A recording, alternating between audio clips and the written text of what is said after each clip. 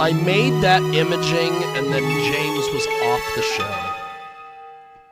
It's amazing.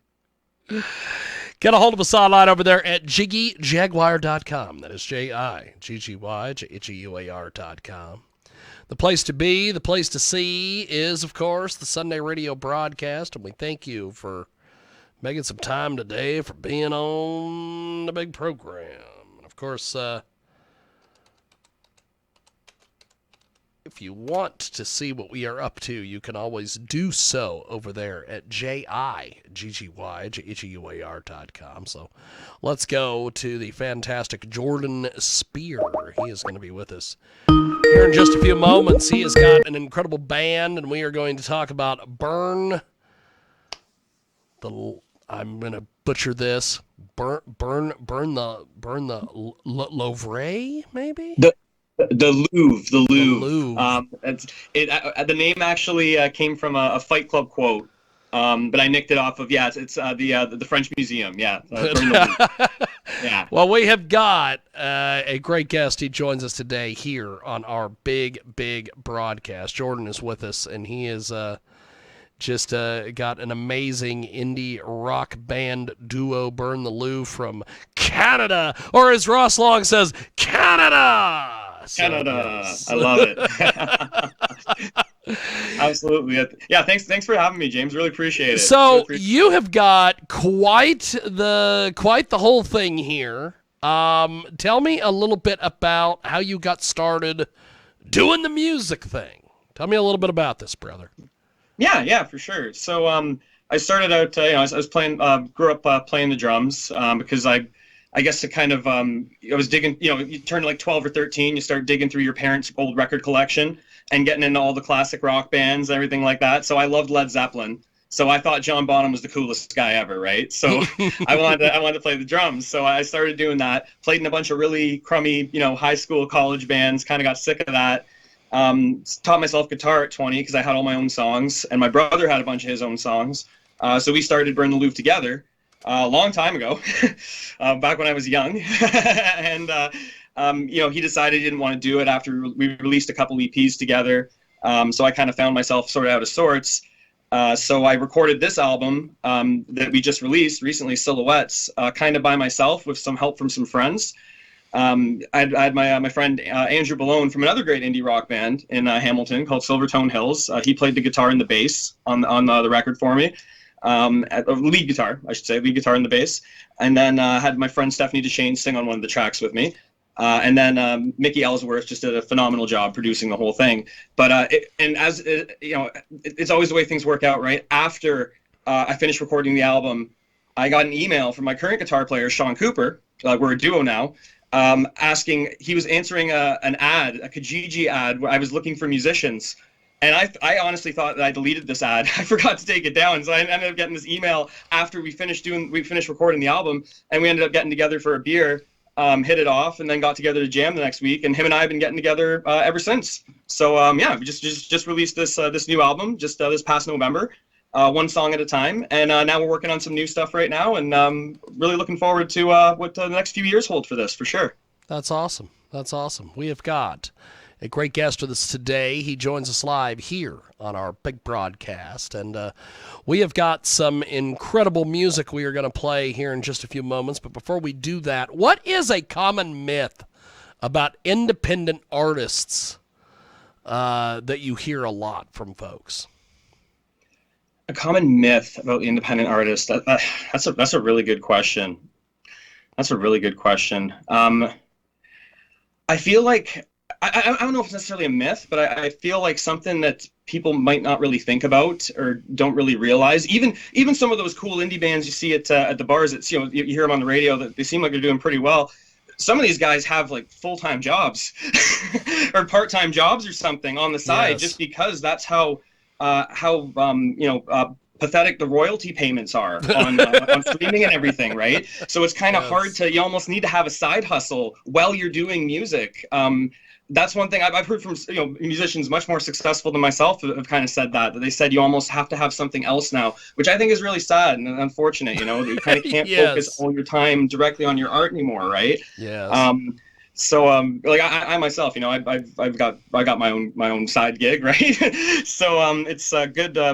Yeah, it's a lot of work. Like I feel like maybe, you know, the average listener might not, and you know, this isn't a slight against any of them, but like maybe the average listener doesn't fully understand or appreciate exactly how much work goes into kind of producing everything, you know? Yes. Yeah, something that gets overlooked a little bit, I think. Well, we are going to do this. We are going to play Driving in the Rain. Tell me a little bit about this track. Oh, beautiful. No, thank you. I love that song. Yeah. So this one, so the way that the album worked out, for whatever reason, all these songs ended up being about women that I used to know. So this song, that is fantastic. So this song, Driving in the Rain, I wrote for an ex-girlfriend of mine. We were going through some, you know, some rough patches, some turbulence in the relationship, if you will. So we were literally a storm. And I actually drove out in the middle of a storm one night to kind of go smooth things over. I said something stupid. It was my fault. I fixed it, though. But so I wrote this song kind of for, you know, just as an apology song more than anything else. Kind of like, you know, I'm sorry. And yeah, it's kind of, I liked all the metaphors I could play off of with, you know, weathering turbulence in a relationship and literally driving through a thunderstorm to try to get to your, you know, awesome. To your girl to tell her you're sorry, you're so stupid. That's awesome. Well, we're going to do this. I'm going to place you on a brief hold here on Skype. We're going to play the track. When we come back, we will keep chatting with Jordan. It is Driving in the Rain, and it is here on your big broadcast, coast to coast and border to border. You are listening to the Sunday Radio Show.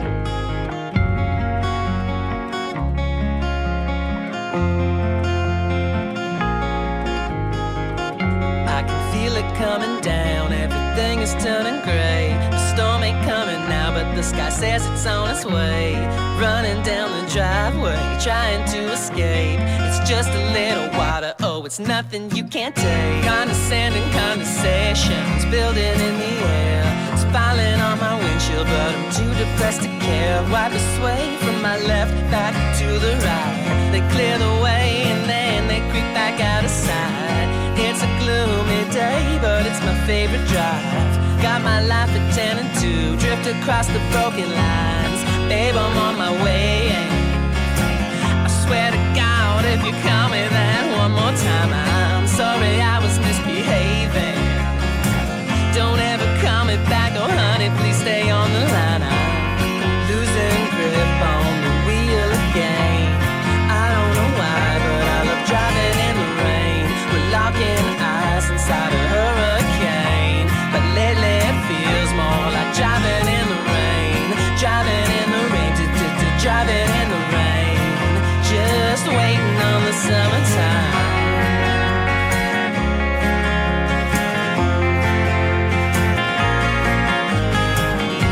I'm 15 minutes out, sky is darker than her hair. And all black smart and guilt has got me way too self-aware. The weather's getting worse, man, it's really coming down. It's just the second verse, but I think I'm gonna drown. Conventional conversations ringing in my ears. Wanna kiss her in the rain, so I can't see the tears. 714,000 is the only voice I hear. I'd call her just to listen if I didn't have to steer. The tires keep on skidding, and lately I've been stretched thinner than my chair. Feel my hands keep slipping. Well, I'm just overworked and must have underslept. Falling asleep behind the wheel again.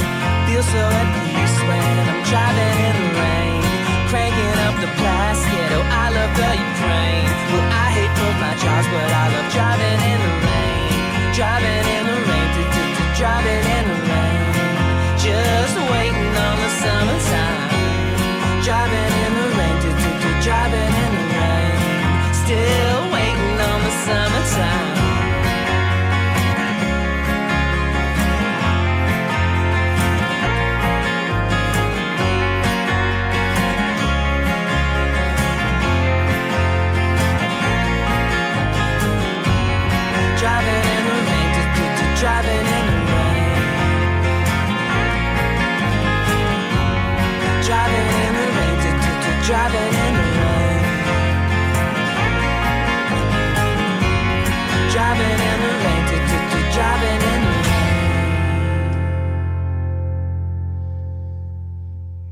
almost got it. It is Driving in the Rain. It is the fantastic. It's from the album Silhouettes. It is Jordan.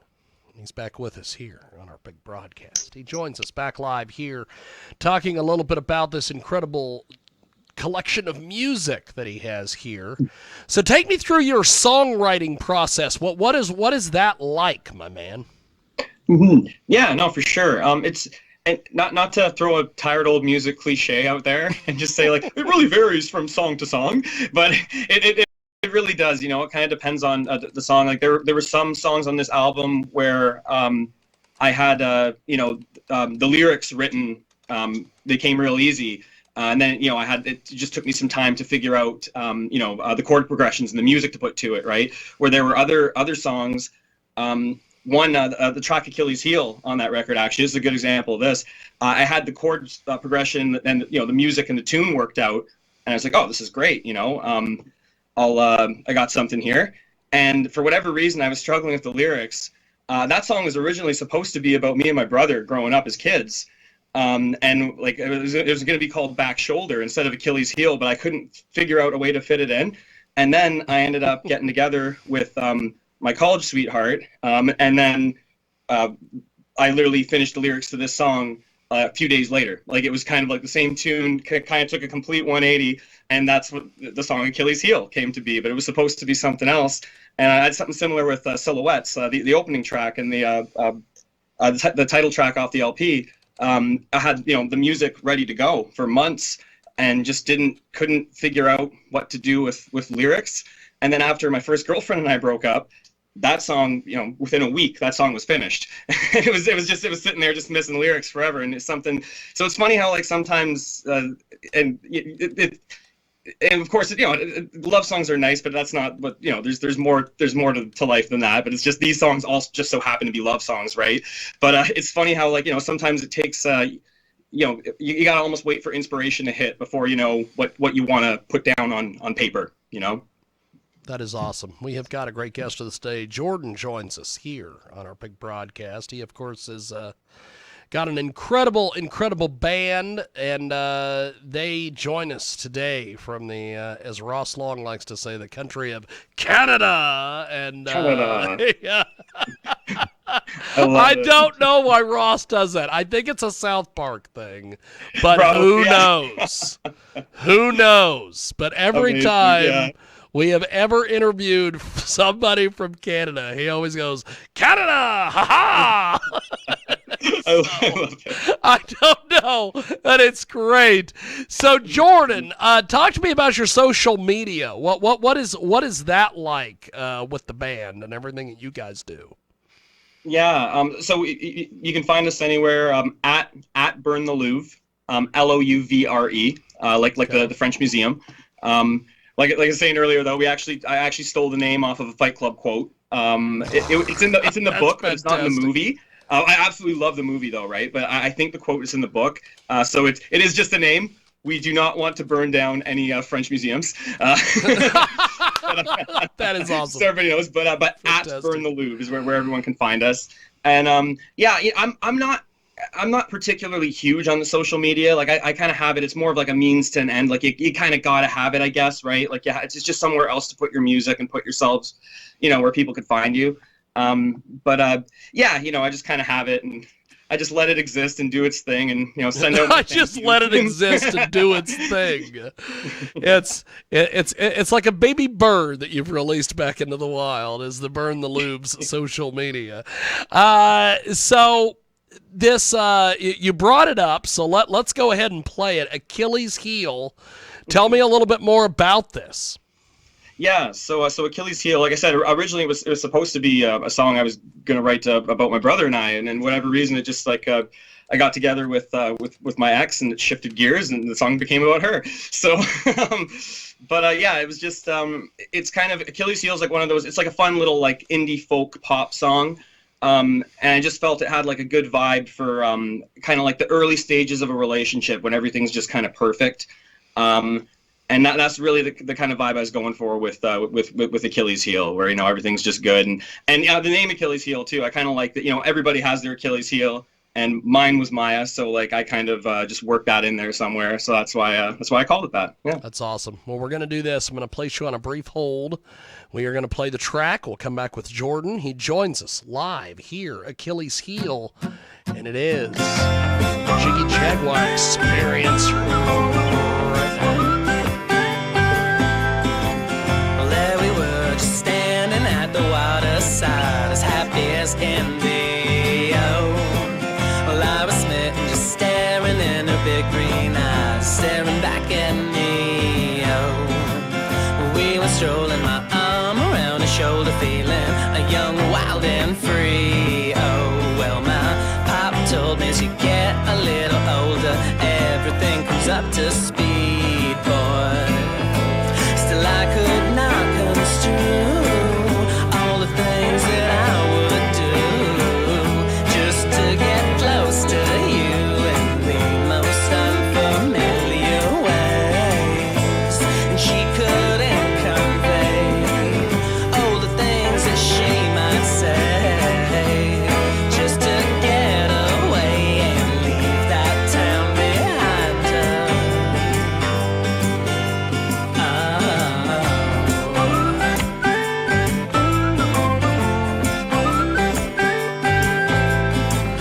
Well, you know, there's a place I want to show her where the scenery is just unreal. The city looks so much nicer in the summer, but nothing beats her highlight reel. My, I miss you, please won't you come over? You're my left Achilles heel. She said, only if you introduce me to your brother. I smiled and told her it's a deal. Still I could not construe all the things that she can do. All the rest were number two since she came and blew me away. And she couldn't convey all the things she wants to say. Take her hand and run away and leave our bags unpacked now.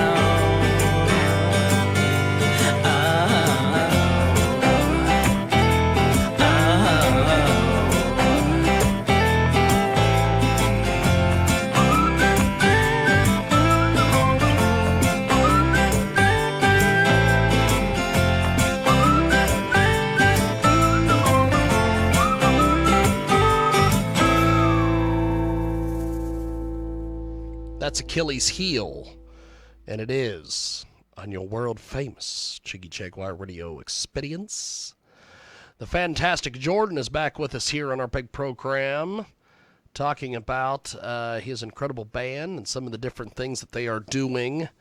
And so tell me about the music scene up there in Canada, in your neck of the woods up there in Canada. Mm-hmm. Yeah, no, absolutely. You know what? We're in Hamilton, Ontario, so we're about an hour south of Toronto, our big city, right? An hour north of Buffalo. So we're pretty close to the border right there, yeah. We're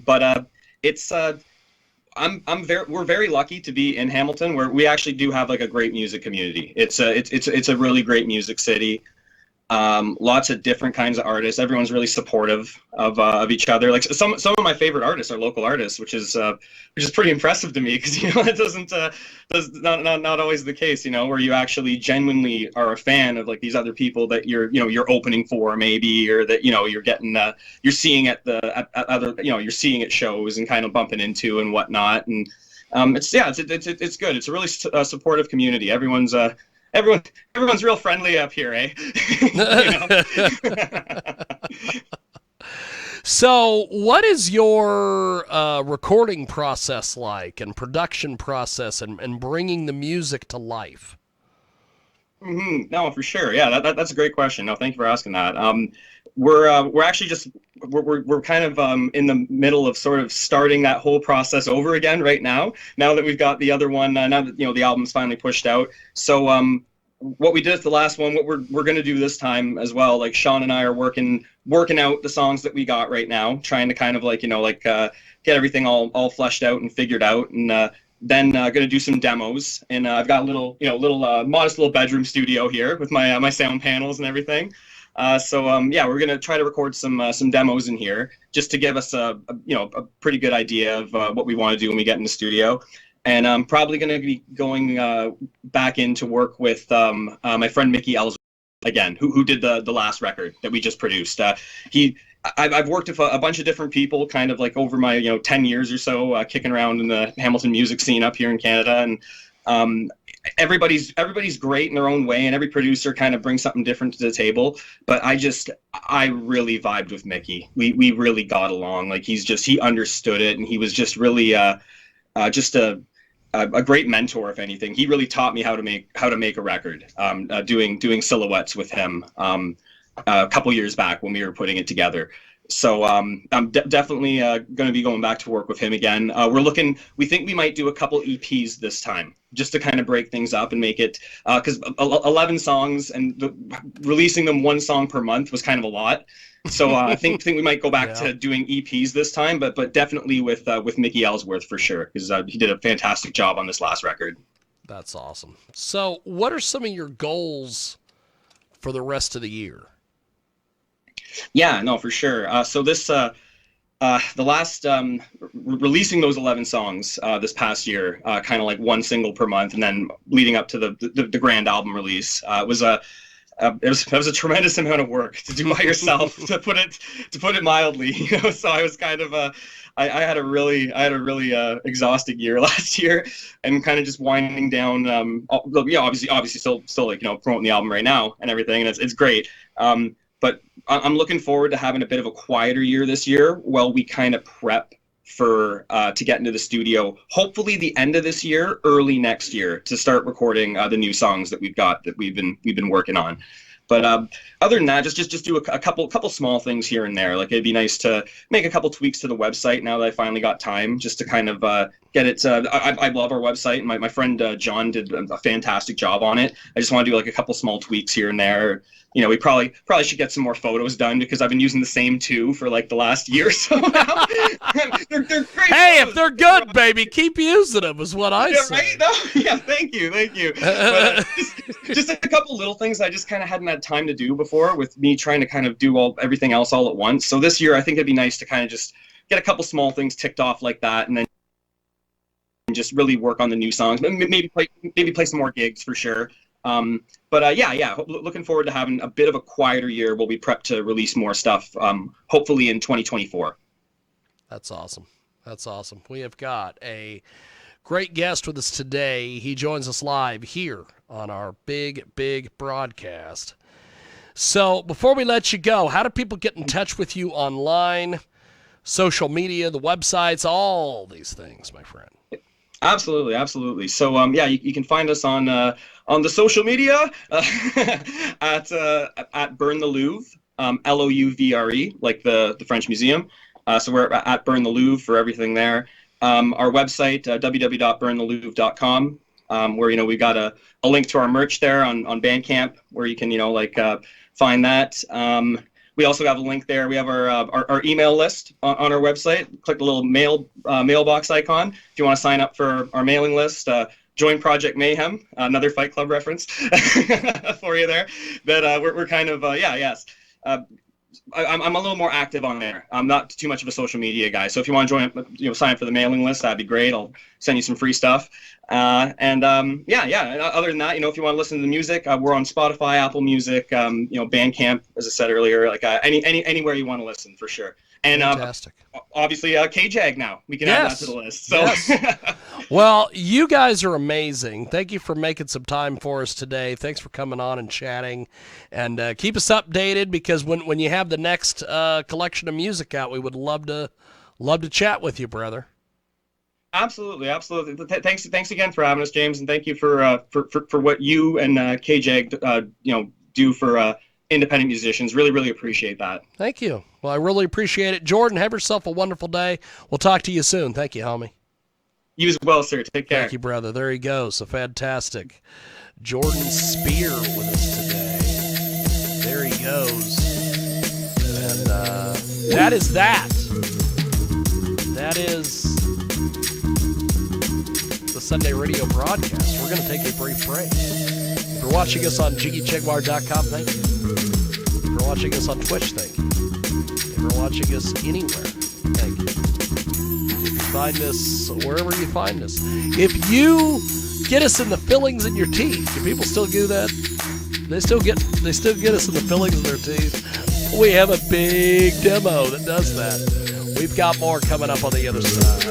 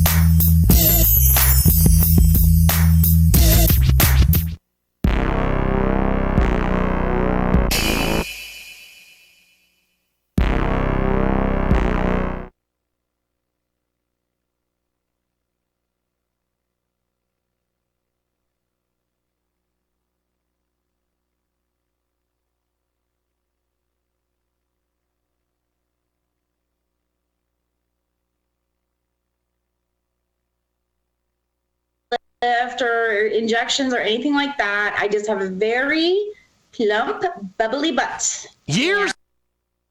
LY for polyamorous because I'm an ethical non-monogamous. I was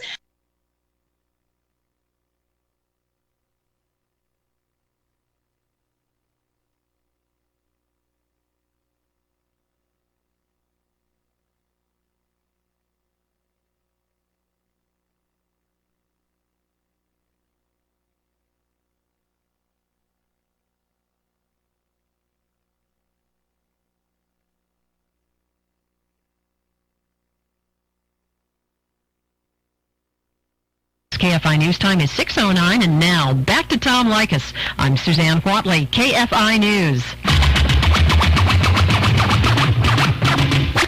6:09, thank you for tuning in to KFI AM 640. My name is Tom Likas, and this is where we talk about the issues Monday through Friday, 3 to 7 in the afternoon as you head home. Joe Crummy, 1 hour from right now. After the news at 7 o'clock, it'll be Dr. Laura Schlesinger tonight at 10, and the Larry King Show at 1 a.m. That's our lineup tonight here on KFI AM 640. And what are we doing tomorrow on the program? We're doing something, and I can't remember what it is. Well, we'll figure it out. Oh, yes, the Kinsey Report, a pack of lies. That's what they say. And allegations about Alfred Kinsey. This is going to be a wild show tomorrow. I'm looking forward to that. Coming up tomorrow here on KFI AM 640. Thank you for tuning in this afternoon. Rush Limbaugh here in studio has left New York and come to join us for a week here. Why do you do this every now and then? You just kind of come out here and invade the radio station. Well, I like it here, number one. Oh, you do? Oh, yeah, we do. Come on, you say that every city you go to. You go to Detroit, you say how wonderful it is there, and you go to Charlotte, North Carolina, and say how wonderful they are. Well, but I go there on weekends, and I get in there for one day. You love every city you go to. Well, it's not all. There have been some that I have not talked about that I haven't enjoyed. Oh, come on, tell us which ones they are. Well, see, that's not a very politic thing to do. I tell you the things that I don't enjoy. Let's keep this on the positive. The reason I come out here is tell because... this guy's too successful when he doesn't want to... He wants to keep it on the positive side. You know what I'm saying? Yeah, it's something I've learned. Never say anything negative, yes. Oh, now that's not true. That's not true. You love every city you go. Okay, I'll tell you a city I don't like. Okay. Miami. I hate Miami. I absolutely despise... He's not on in Miami. That's right. His show's not on in Miami. I hate Miami. He thought I would notice that. I've been negative. We're on in Miami. We're on in Miami. Yeah, where are you on in Miami? Well, it doesn't matter. That station, yes. WNWS, which is out of the format now. But we were there. Oh, you were? We tried to save them. Yes, I remember. Didn't work. No. They were beyond repair. Nothing could save them. Anyway, I come here because I'm invited, and this is... I love California. You know that. I know that. Absolutely do. I know that. You even like Sacramento. I do. And that's a stretch, boy, I'll tell you. My best friends in life are in Sacramento. I understand that. But it's still Sacramento. It's Sacramento, but it is California, too. Oh. Northern California. I've been through Sacramento. How do you... Sort of like... I don't understand this. You like Sacramento. Absolutely, Sacramento. absolutely do. It blows me away. I have no reason not to. Why don't you like it? Well, you're sitting here putting down California City. It's not What do boring. you do in Sacramento after 8:30 at night? It's anything you're going to do anywhere else. Yeah, but you got to do it at somebody's home because you can't do it out. Well, what do you do? Where do you go? All right, here it is. It's Tuesday night. We're in size 0 with a bra size of 32 double D. Stay hydrated. I might You know, drink a bit too much. I've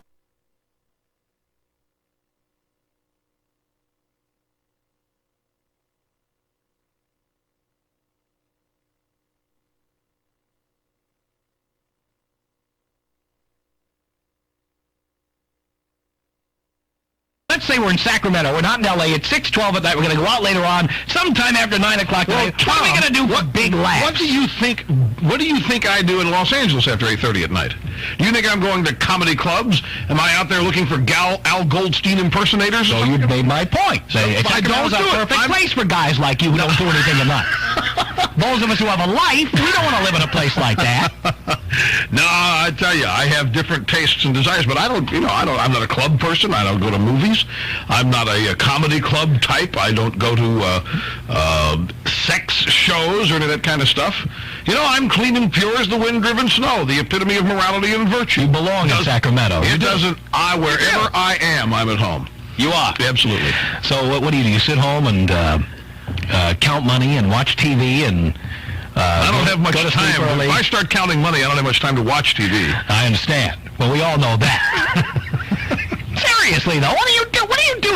Let's get down to brass tacks. You know, let's do a traditional. Is this a get to know Rush? Let's do a traditional celebrity interview. What do you do with your life when you're not on the radio, being bigger than life? What do I do with my life? Right. It's totally focused toward career right now. It really is. It is. I don't have much of a social life. I don't have a girlfriend. I don't date. Women hate this business anyway. They do. Well, they hate me. Well, business. No.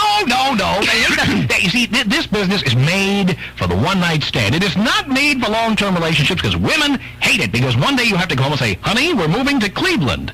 And then all of a sudden they say, well, good, you're moving to Cleveland and I'm staying here. Write me a card. I have to tell you, I think those days for me are over. At least I hope they are. I intend for them to be. You do? Nothing against Cleveland, by the way. So you love Cleveland. I absolutely love Cleveland. He loves the Cleveland Browns, a great football team. Yes, you only sort of like Phoenix, though, kind of, sort of. He's on this little, like, mom-and-pop radio station out there, like 1790 on the dial, right? And it goes straight up. That's right. 1,000 watts. That's exactly right. No, I do pretty much most of my socializing. It's a combination with business. It really is. Because it's a 7-day week for me with all these weekend traveling things that I do. And I really, I unwind by being by myself. As you know, I'm a computer enthusiast. Yes. And I spend a lot of time gathering information. It's fascinating, a mental exercise, the computer is. And I read novels a lot. That's what I do to really listen to music. And that's basically, I've always said that if you were to follow me around, it'd be very, not to sound like Gary Hartpence here, but I am a very dull and boring person in terms of... Are you inviting, like, the L.A. Times and the Orange County Register to follow you and to see if that's true? If they want to do that, they're more than welcome. After the show in Long Beach Friday, you're going to You know what I'll do? What? I'll go back to the hotel by myself. I'll consume adult beverages while having a late dinner. I'll go to bed because I got to get up and fly back to New York early on. So that's what I'll do. All those hot talk radio groupies who are going to be coming, fleeing after you. As you flee, they're going to be just running after you. They're going to try to find out what hotel room you're in. You're telling me you're going to go back to your room, lock the door. That's right. Not going to give your key to anybody. That's right. Never do that. I have never done that. All right, attention newspapers now. You can follow Rush back to his hotel room and check this out Friday night. Absolutely. Just like Gary Hart. There are going to be some newspaper people there, and they'll see this. There are. In the L.A. Times. The L.A. Times will be there? The Sunday magazine of the L.A. Times. Oh, is that so? Yeah, I think so. Okay. All right. But no, I never do that kind of stuff. Hey, look, you can only get hurt doing that kind of stuff. And...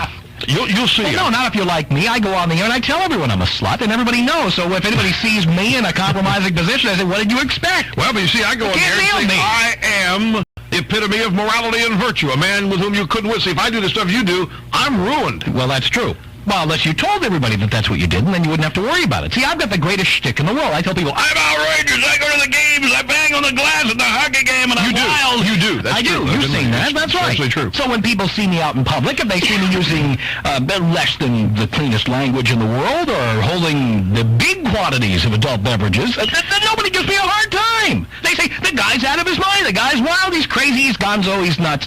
And I don't have to worry about it. See, you have to stay in the closet like all those other conservatives. But the difference is, the difference is that we're both doing what we want to do, you see. Oh, we are? Yeah. Just checking. Just making sure. Just make sure you're happy guy. Absolutely. Okay. I have never been more satisfied.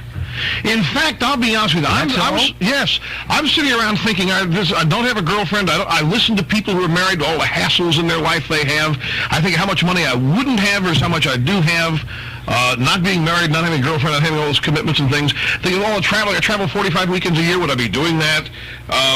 You've never been more satisfied. Now, let me describe what I did last week. There's a 24-year-old young lady, about 5'4". Yes. Just dressed to kill, gorgeous young lady who came over to my home, got my hot tub with me last week, and then we didn't come out of my house until about 10 hours later. Now, you can't tell me that sitting at the computer and playing games on there is more satisfying than that. I don't play games